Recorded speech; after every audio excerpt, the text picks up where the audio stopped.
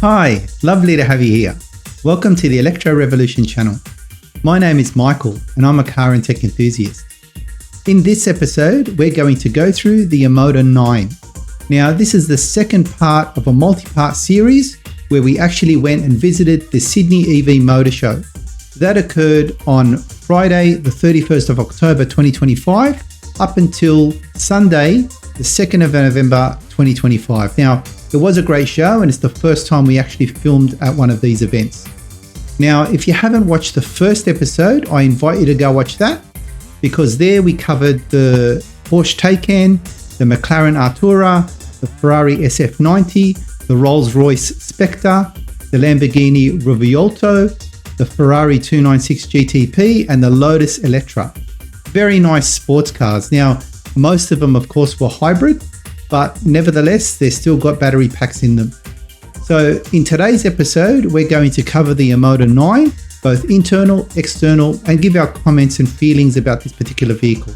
So I really hope you enjoy this episode. Where we are now is with the Omoda 9.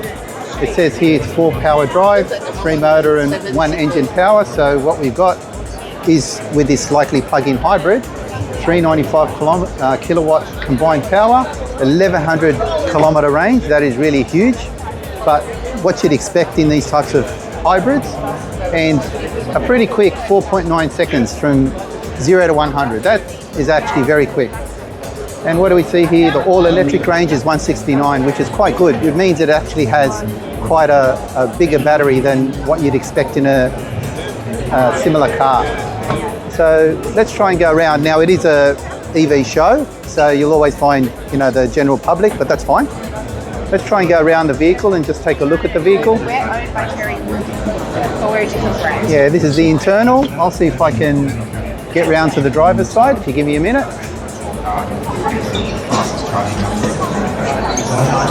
So what I see here immediately as soon as I sit into the vehicle is literally comfort.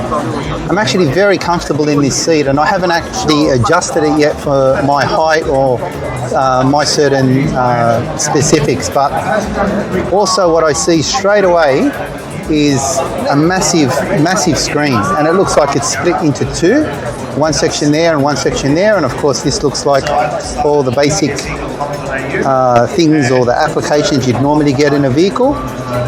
It is quite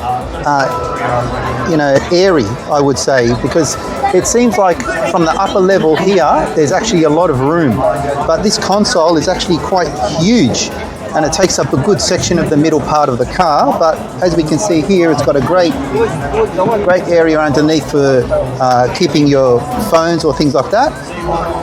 Now I see here possibly dual chargers. There's definitely one here. I can feel the logo of it. This one doesn't look like one, but great dials, nice and basic. That's actually a grainy feel to it. Cup holders, they're fixed size. And this is where you put in the key fobs. That's where they've got the key fobs here. And what else we got is a nice sunroof and a sunshade.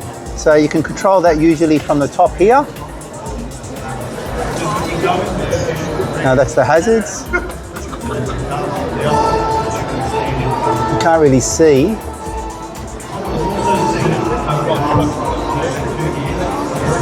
There we are.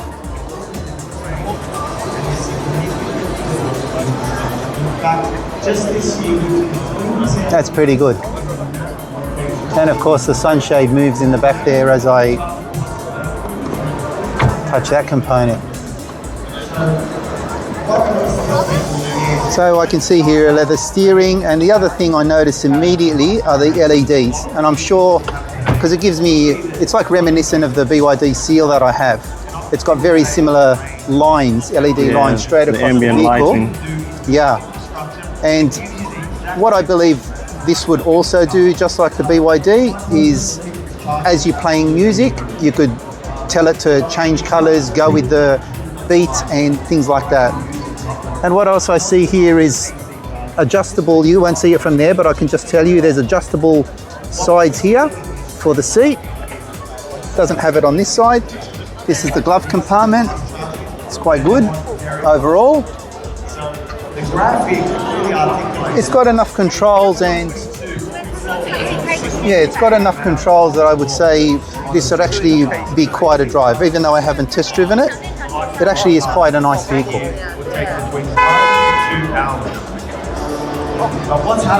Okay, let's go to the back seat now.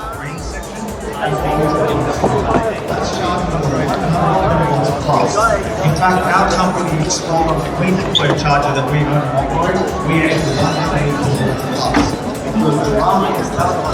Now, as I sit into the back seat, there is actually plenty of room here. Now, I don't look at that. That's actually a lot of room, full handling.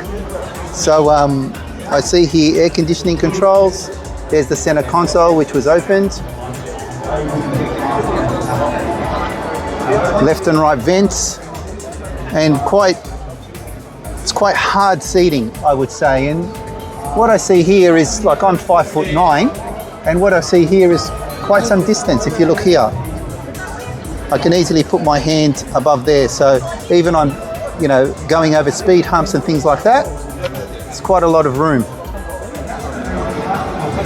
I think you'd be able to seat 3 people quite comfortably in the back here.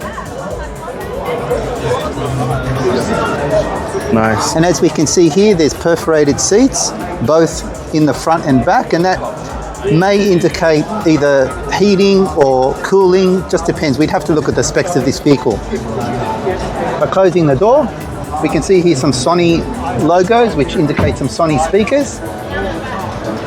One of the speakers here.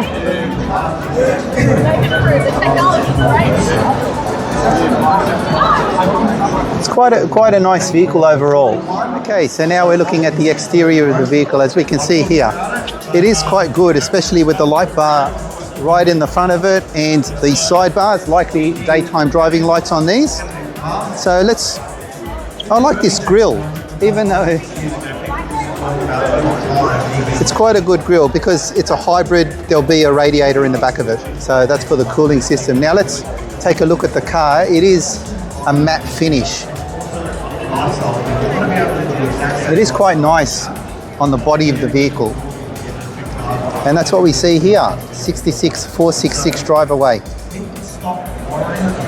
and these are the 4 colors that come. Yeah, they're all quite dark, I would say, except for this one here, but you'd have to see on their website how it actually looks in those particular colors. But yeah, let's go around the vehicle. Okay, so what we see here are the 20-inch rims, and of course Michelin, so quite good tyres for this type of vehicle.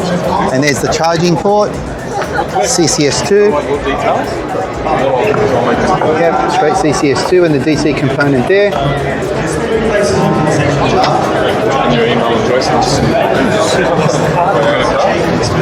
And the boot space. And we'll provide the specs of this vehicle for the boot space as we get through this video. Now that was the Omoda 9, quite a nice vehicle. Now, if you stick around just before the end of the video, I will play the promotional video on that. Now, of course, I'm not promoting this vehicle. I've got no financial incentive to do this, but I thought it's a good addition to this particular video, just to give an overview of what the company thinks of their own vehicle and things that we would have missed in the general review. Now, there was a public show, it was a public event, so of course we can't do the exact type of review on the vehicle that one would do if they had it exclusively without, many of the interruptions. But this is what you get in a public show, so it's no problem. So if you did enjoy this video, please give us a thumbs up, subscribe to the channel, share this content with someone who'd be interested, or just leave a comment. Now, do stick around. As I said, here's the promo video for it. I really hope you enjoyed this video. Until the next time, bye for now.